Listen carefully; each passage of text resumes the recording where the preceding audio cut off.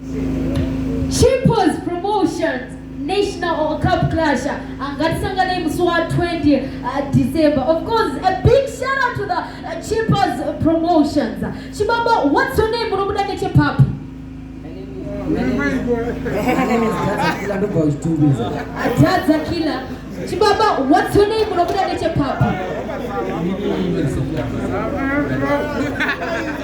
On the way from Gutu Boys, Gatimomere Maoko. She's going up boys. She's going up boys. Janunati meet Pana Banaika, Runati Muchinja and 4 for Naika. My DJ, no time to waste, yeah? That's it. Killer. Easy. Watch out. Yeah. Come on, Fantan. Manify it in the notice and get it. That's a killer. Sitara Kuchara not the Dylan. Vana Vadika, Vano Bodaka Mukaka. Vano Buduka, that's a Kanda Shinga.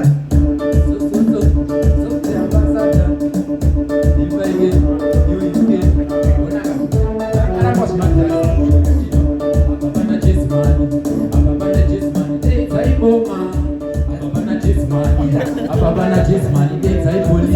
Kamuvana, Lazona, Una, Kukwana, Uchirimana, Utikachana, and I would see him Shana.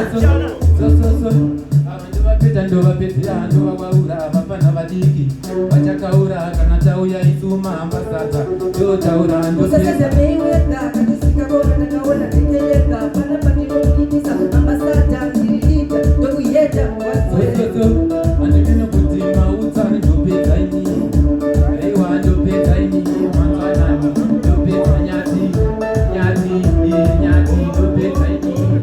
They want to pay tiny. Akanduka mama kuseni ngachitondorera ndokanza ndokanyengerera akadiki akibaka wani